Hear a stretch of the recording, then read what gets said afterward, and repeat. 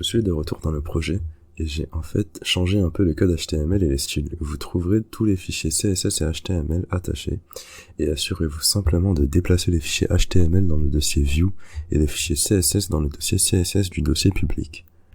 J'ai fait cela pour changer un peu le style et aussi ajouter un peu de balisage supplémentaire que nous utiliserons dans ce module, mais pas de souci. Je vais vous guider à travers tout ce balisage et en ce qui concerne le style, c'est juste un peu plus agréable à regarder.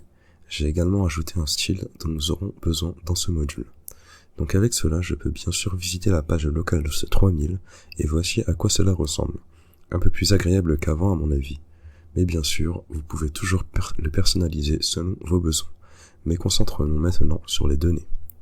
Pour le moment, nous ne travaillons pas vraiment avec les données de notre application directement dans Admin. Par exemple, nous obtenons ces données pour un produit ici dans le host root, mais nous les affichons simplement sur la console. Nous ne les stockons pas.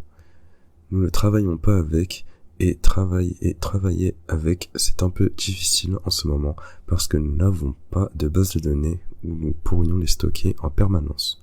Mais une chose que nous pouvons bien sûr faire est que nous pouvons le stocker dans des variables JavaScript et voir comment cela fonctionne et si celles-ci sont ensuite partagées entre les demandes entrantes de différents utilisateurs et cela contiendra certains apprentissages importants parce que vous ne voulez souvent pas partager de telles données.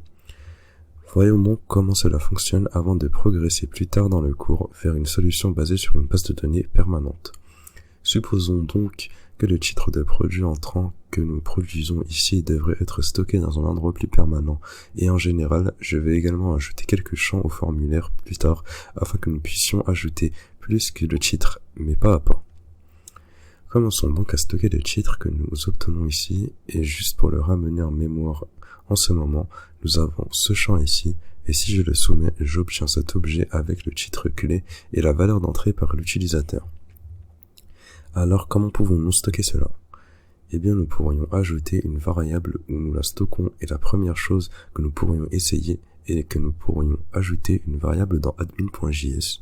Disons que nous créons une nouvelle constante ici que je nommerai product qui est un tableau et gardez à l'esprit, même s'il est constant, le tableau peut recevoir de nouveaux éléments parce que le tableau lui-même est toujours le même objet. Nous ajoutons ou supprimons simplement les éléments mais cela n'affecte pas l'objet de maintien global. Alors maintenant, j'ai products et je vais réellement exporter mes produits. Donc, ce que je vais faire, c'est que j'utiliserai une syntaxe différente où j'exporterai mes routes et exporterai un router et exportera products, donc exportera mes produits en permanence. Cela a une implication importante.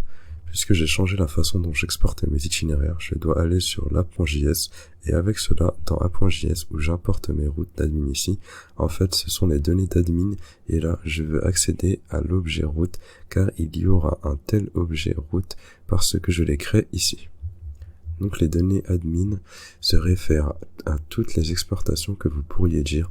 Nous avons maintenant des itinéraires et des produits et donc quand j'importe mes itinéraires, je dois les importer comme ça. Bien sûr, les données d'admin sont aussi quelque chose que je dois changer dans les importations.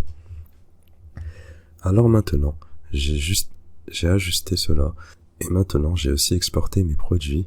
Les produits sont en tableau vide. Maintenant ici, dans le message du routeur, prenons les produits et poussons un nouvel élément dans ce tableau, un nouvel objet, disons, et cet objet aura titre, qui est le titre que j'obtiens. Alors demandez le corps et gardez à l'esprit que c'est un objet avec la propriété title, donc je vais extraire le titre avec la notation par point. Je pourrais bien sûr simplement pousser le corps de la requête globale, car ce sera un objet de la même structure, mais plus tard j'ajouterai plus de champs ici. Donc, je vais créer un nouvel objet ici également pour rendre un peu plus clair ce qui se passe. Alors maintenant, nous ajoutons cela au produit en shop.js. Nous produisons tous nos produits où nous voulons le faire à un moment donné. Nous devons donc avoir accès aux produits et pour cela, ajoutons une importation. Importons des admin data avec un require d'admin, donc ce fichier admin.js où nous exportons ces routes, quelque chose qui ne nous intéresse pas dans ce fichier, mais aussi dans ce tableau de produits. Alors maintenant, nous allons console log products de admin data afin que ce soit le tableau. Maintenant, tout est sauvegardé et voyons simplement ce que nous obtenons. Si je recharge cette page, j'obtiens un tableau vide, ce qui est logique car au départ c'est un tableau vide, on l'exporte. Alors allons ajouter un produit maintenant et ajoutons un livre ici. Nous sommes de retour à la page Shop et nous voyons quelque chose d'intéressant. Nous voyons le tableau avec le livre à l'intérieur et cette déclaration de journal de la console. D'où cela vient réellement? Eh bien cela vient de shop.js. Nous pouvons également rendre cela plus clair en ajoutant shop.js ici et consigner les produits. Donc, consigner deux choses pour clarifier ce qui est responsable de la sortie. Alors shop.js enregistre le tableau vide. Et essayons maintenant de sortir ce livre ici. Et maintenant, nous avons shop.js avec le tableau, avec le livre en lui. Maintenant, c'est intéressant à voir. Donc, nous pouvons exporter quelque chose, un objet ou un tableau, un type de référence donc. Et si nous changeons cela dans l'autre fichier, cela nous donne également la mise à jour ici. C'est donc intéressant, c'est une façon de partager des données, et pour être honnête, nous utiliserons plus tard différentes manières, car cela a un inconvénient. Ici, si je recharge dans Shop, nous l'avons toujours là-dedans.